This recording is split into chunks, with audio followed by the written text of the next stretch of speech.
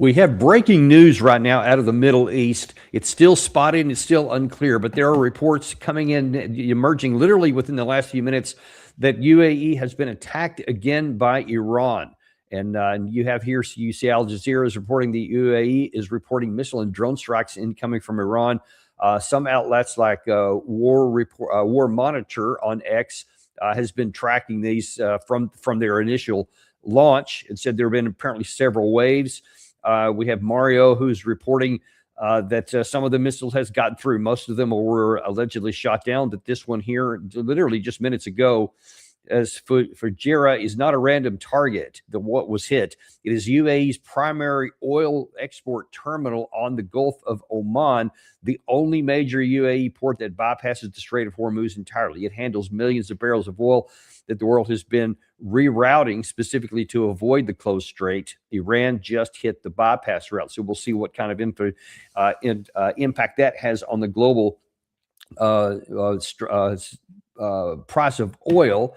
And let me see if I can show you one other thing here real quick, because it's kind of important on where that target is. And let me bring this up for you if I can. Gary's going to continue watching the headlines, and if we have any details any more than what we've seen already, we'll bring them in. But let me show you the target where it's been hit.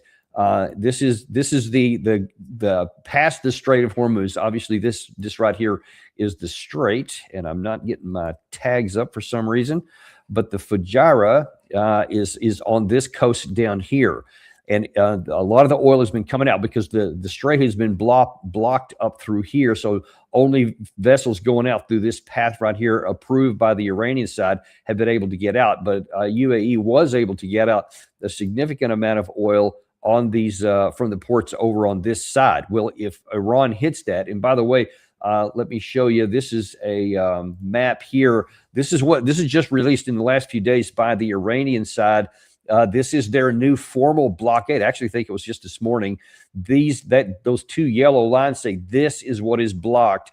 And if you can kind of look up in there, you see kind of a blue line above the word Strait of Hormuz. Those are some of the paths that the Iranian side say you can go through these areas that we have cleared and authorized. Anything else could well have been mined, and they're not going to go through. But you see the yellow line on the right across the Gulf of Oman includes right at the Fujairah. You can actually see that in the lower right-hand corner. It's partially hidden by the line itself. But you see the line specifically includes Fujairah.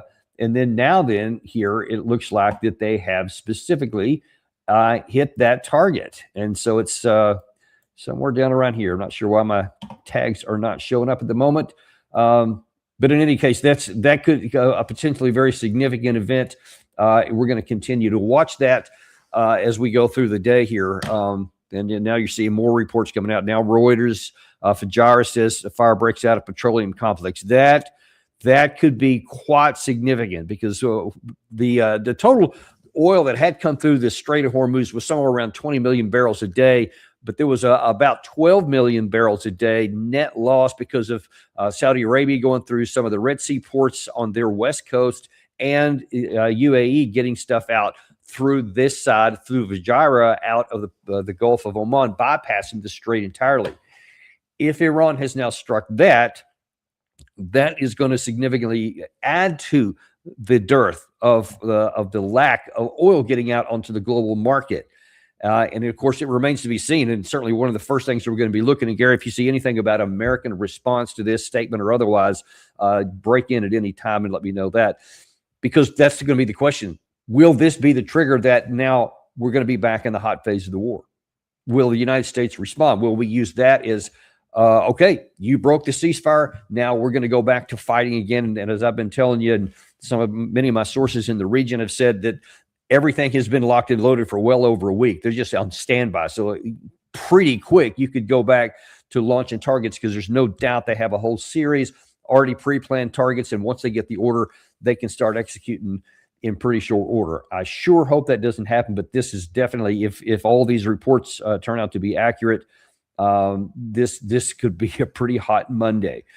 But let's take a look at where we even started this day here, because President Trump over the weekend put out this Truth Social where he claimed countries from all over the world, almost all of them which are not involved in the Middle East dispute, going on so visibly and violently for all to see, have asked the United States if we could help free up their ships, which are locked up in the Strait of Hormuz. And by the way, there's reportedly about 2,000 ships, 2,000 ships locked up in the Strait of Hormuz on something which they have absolutely nothing to do with. They are merely neutral and innocent bystanders. For the good of Iran, the Middle East, and the United States, we have told those countries that we will guide their ships, that phrase there is very important, safely out of these restricted waterways so that they can freely and ably get on with their business. And it was quite a long post. He ended up calling this Project Freedom. And a lot of people were questioning at the first is, what does that mean? What you will guide them through? What do you mean by guide them? Is that like, hey, you can go here? Or is that here's two of my ships and warships and we're going to escort you through? It could have been a lot of things. Well, as it turns out, over the weekend, we were able to find out that no CENTCOM, and then later the White House said, we'll just tell them where they can go. We're not going to physically escort anything through there. Now, it's interesting. Why would President Trump do that? What is the benefit? I mean, because just on the surface of it, can you imagine any ship saying, oh, yeah, sure, the United States said we could go through here, even though the Iranian side still has the strait closed down, and said only ships going through our pre-approved channels and with our authorization can transit.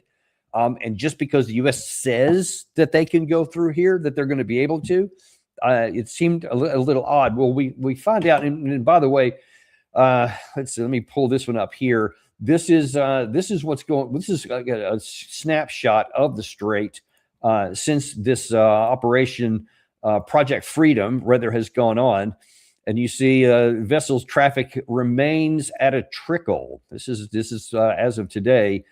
The majority of vessels that are transiting are using the Iranian traffic separation scheme, not the Project Freedom scheme closer to the corridor of Oman. So what we've seen so far is that the traffic is doing what is logical.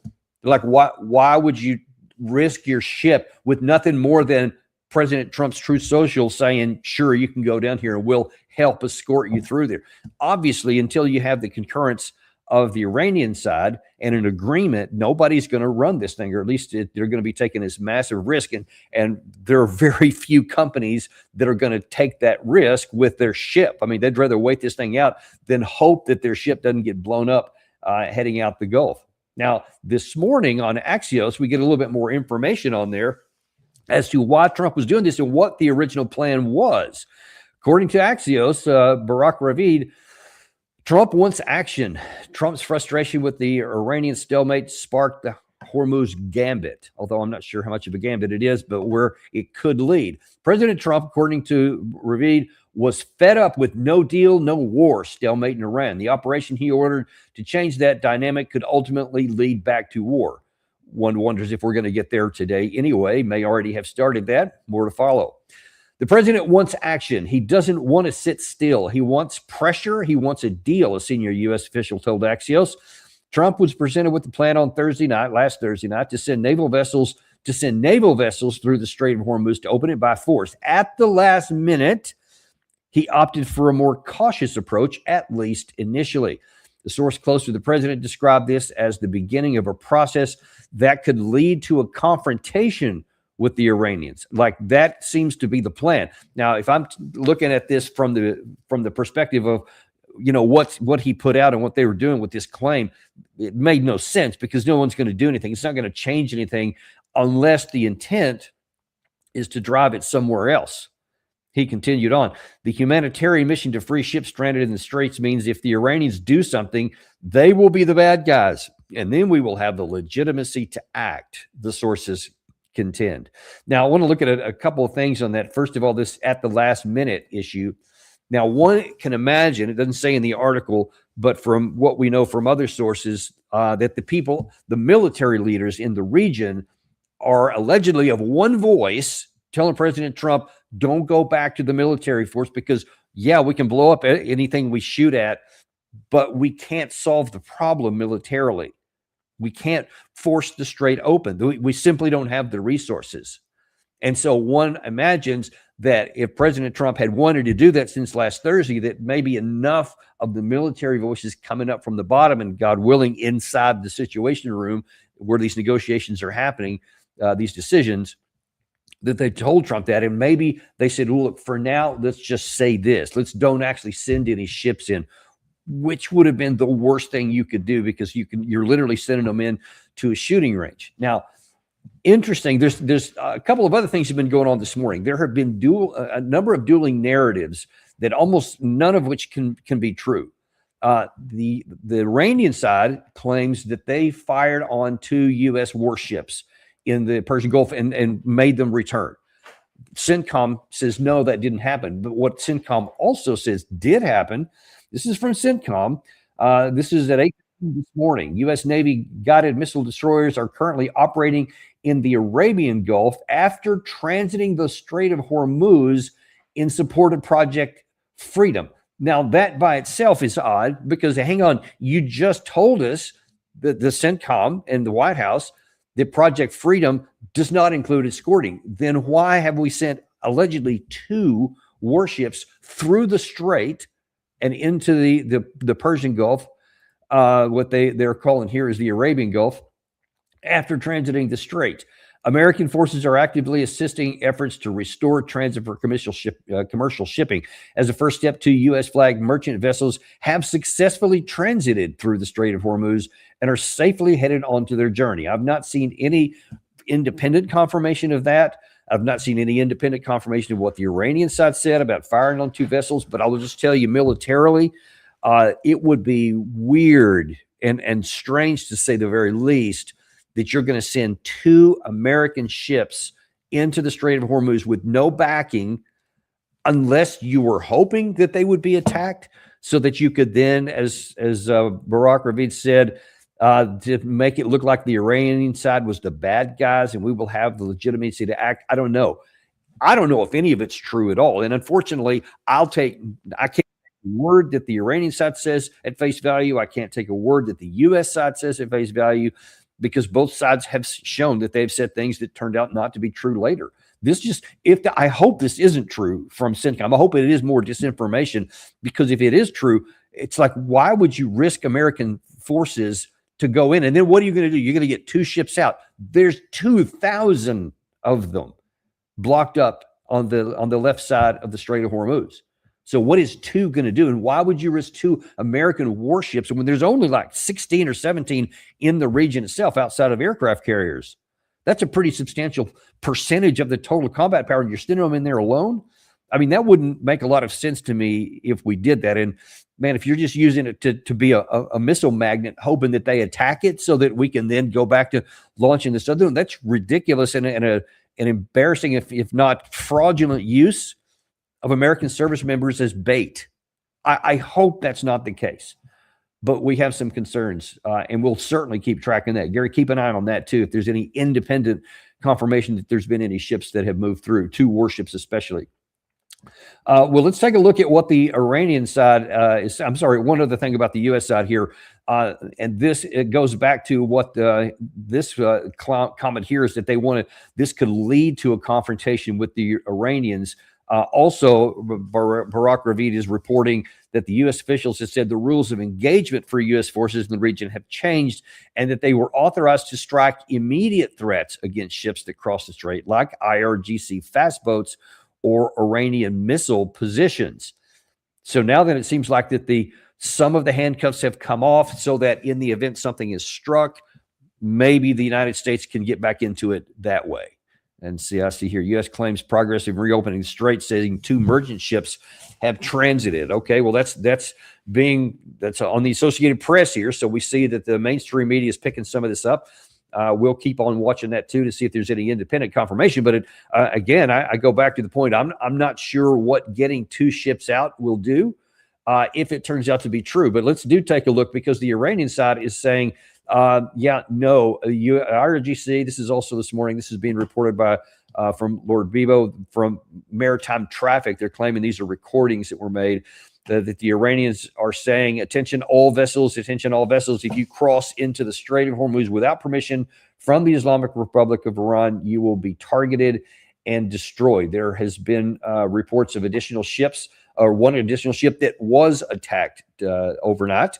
So I don't know if that's true either. You see so many of these things are contradictory. And so far we haven't had independent confirmation, but it shows you the volatile nature of what's going on here. I just don't understand the logic unless we're trying to spark something that's going to return to the combat operations.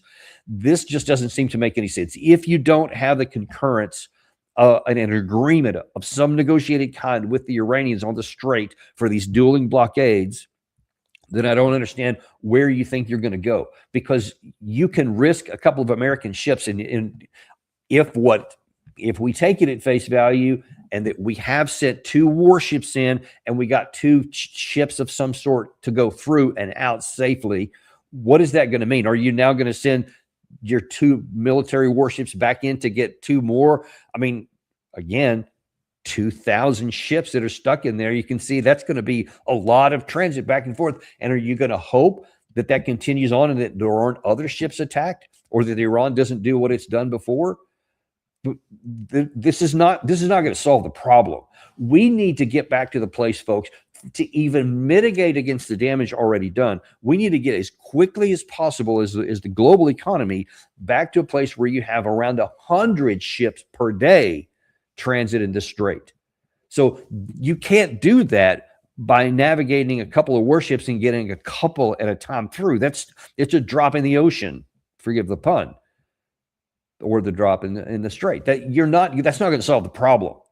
And without concurrence, every transit that goes through could spark the thing back in again. So if you're trying to just solve the problem, this isn't going to solve it. Logistically, you can't do that. And of course, if you're going the other direction and trying to restart the war, well, then you may succeed in that too, and you're going to be using as live bait American troops in the event that that's true as well. But the bottom line is this is not going to solve the problem. And the Iranian side, as I said, has published this map here where it seems pretty unlikely that they're going to have made those claims and also issued that warning, and then literally just let the U.S. Navy drive in and out of the Gulf and in and out of the Strait and do nothing, and then just let them go. As a matter of fact, to show some of the confidence of the Iranian side, earlier this morning at a press conference, their foreign ministry spokesman Baghai was asked, why don't you just give up and do what the Americans ask? آمریکا یک ابرقدرت است. شما چه ابزاری و پشتوانی دارید برای مقابله با آن دارید؟ چرا عقب نشینی نمی‌کنید یا کوتاه نمی‌آیید؟ ما هم ابرقدرتیم. So, you see, he's saying the same kind of thing, that, hey, this is comments that they've been making, that they recognize now that by taking over control of the Strait of Hormuz and deciding who is allowed out, and we're talking primarily about folks that we want out, like the GCC countries, he says, no, now we're a superpower. So again, it seems pretty unlikely that the United States is going to make these threats and then send ships in, and that after making these statements like this, and after having acted earlier, remember, all of this happened, and the reason there's so much angst and no one's tried to, or very few have tried to run the blockade, either blockade, is because there was a bunch of ships that were set afire in the early phases of this. Remember that? Remember all those dramatic images of burning ships that Gary showed, et cetera? I mean, the Iranian side showed, oh no, we will do this. This is not an empty threat. And if you want to be like one of those ships, then sure, give it a shot, and we'll turn you into a flaming cauldron. So it doesn't seem reasonable that Iran, after having set that standard, would now, after making these kinds of comments and publishing this new map, would then just go, yeah, it's fine, never mind, go ahead, do whatever you want. So I don't think that we're in a situation where we're going to get this solved anytime soon. And in fact, also, this is from the Iranian news agency. They're actually saying, commission spokesman quoted Foreign Minister Arakchi as saying passage will not be permitted for hostile vessels. There is no need to open an exit path for Trump. We will not allow the cycle of war, negotiations, ceasefire, and then war again to repeat. We have no nuclear negotiations. The Strait of Hormuz will not return to previous conditions. We are prepared for every scenario. Let's see. And Gary, I think we have one from the foreign minister Araghchi, if I'm not mistaken. Is that one of the videos? Yeah, we could. Yeah, I'm sorry, not Araghchi, but Bagai. This is what he also said in terms of where they are mentally with all these negotiations. In dealing with the Iranian nation, they cannot use the language of threat and coercion. The Strait of Hormuz, until February 28th, had been a safe and secure route for international shipping traffic without any problems. The international community must hold the United States and the Zionist regime accountable for imposing insecurity on this waterway. Ships, ship owners, and shipping companies are well aware that ensuring their safety and security requires coordination with the relevant authorities of the Islamic Republic of Iran. Issues that have been mentioned in media, such as, for instance, uranium enrichment or other matters, are all merely speculative. At this stage, we are not discussing anything other than the complete end of the war. So if you listen to the Iranian side, they're saying, we're not giving in on anything. We're a superpower. We have control of the Strait of Hormuz, and we're not going to have any of these negotiations again. You keep saying over and over, they say of the President Trump, that it's about the nuclear weapons. You can't have nuclear weapons. And so, yeah, I see there's Fujairah, it looks like, in UAE. So there does appear to be something to this. We'll keep watching that for you. But the Iranian side is saying, look, we have cards to play here. We have the ones that matter. And no matter how many of our ships you've knocked out, there's apparently thousands that we still have, the kind that matter, keeping the strait closed. Not to mention mines and the missiles and drones and all kinds of other things that can also cause damage. I'm talking about naval and aerial drones that can keep that strait shut if they want to. Apparently, that was drones that caused that fire out there. Those weren't even ballistic missiles, according to reports we've had thus far. So that's where the Iranians are. So they're basically saying, look, what President Trump has set forth as his, casus belli, as his, everything has to get down to no nuclear weapons. They're saying now, that's not even on the table. Now, remember, contrast that with 26 February, 2 days before this, when the last negotiating session took place with the United States. There, they said, here it is on a golden platter. You can have the negotiations that you want on the nuclear stuff first. And then we'll also add in the long-range missiles and our allies in the region, the proxies. That's what was on the table then. Remember that? Boy, we will love to go back to that, because I doubt we'll ever see that again. So that was the last chance. And now then you see him say in this clip here, he said, we're tired of this negotiated attack, ceasefire, attack, whatever. We're not playing that game anymore. And now then the nuclear stuff's not even on the table. The only thing we'll discuss, and they haven't forsworn all negotiations, but they said the only thing we're going to talk about are terms to end the war. And then later, we might go back again and talk about the nuclear issue. Now, of course, to end the war means on terms that they find acceptable and some sort of what they consider security guarantees, none of which will be acceptable to the United States. So we have this situation, right, with this tenuous dual blockade. Now maybe you have Trump over the weekend setting some stuff up potentially to cause a spark to go back to the fighting itself. Now we have potentially apparently Iran, having taken strikes to re-engage already. So we'll see what kind of reaction that may get. But on the American side, however, let me show you something that Hassett said yesterday. We'll go to the first one, Hassett 1. This was on U.S. television yesterday. And tell me if what he's saying here and the arrogance that he's talking with, does this sound anything like the conditions I just described that do exist in the Strait of Hormuz? They're an economy that's really on the precipice of extreme calamity. They are having a hyperinflation. They're starting to have hunger. The bottom line is that the pressure on the great American people, because of these people who are really intent on American and Israeli destruction with their nuclear weapons, are still in power. The UN human rights folks came out this week condemning Iran because they're killing people who are trying to stand up to this regime that's potentially, causing starvation and even famine. That's he went on there to say this. It's hard to listen to some of this stuff because he keeps acting like Iran started all of this. They have shut down the strait, and they're keeping all of these people from getting oil out to the global market. And Iran is starving its people. We have a blockade on them. We have undercut their currency. We've tried to sabotage it openly, not even covertly. When, of course, we had 14,000 bombs that attacked throughout the country about that.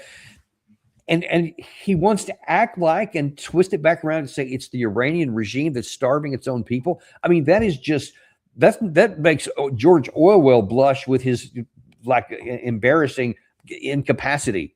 But I mean, that puts George Orwell to shame because it goes way beyond that. That is totally disconnected from reality. I mean, I would at least have more respect for the government if they said, we are going to shut you down. We're not going to let you have a nuclear weapon. We're going to take back control of the Strait of Hormuz, and we will kill you if you don't. I would hate that. It would be wrong. I would stand against it. But at least I would have a wee bit more of a measure of respect for them instead of this hiding behind pathetic words where we pretend like our actions were actually done by the other side. I mean, it's just stupid. It's embarrassing. And believe me, it's not just me. People all over the world see this. I'm talking about our allies and our friends or those who are neutral states that we need to come to our side. They look at this stuff with contempt. And so it continues to diminish our respect in the world. And that's not just an emotional thing. That means it makes it harder for us to get deals done anywhere on anything, because who can trust the word of America at all? That's a real problem here. Well, I'm afraid that's all we got for you right now, folks. I'm going to have to pull off. I actually have another show to do somewhere else. But believe me, with all this dynamic stuff happening, we will stay hot on this. Be sure and look back. For sure, we're going to be back at 3 o'clock this afternoon on an update on a number of other fronts here that also are related to this war. But anything happens, especially if this thing kicks off, if we have any retaliation, we might try to come back on sooner if we can work that through the schedule. Keep a close eye on this because we sure will too. Thanks, folks, and we'll see you soon on the Daniel Davis Deep Dive. You know we don't have sponsors because we hate to hit you over the head with ads. I don't like them. So show a little love back. Subscribe, like, and send this to somebody you care about.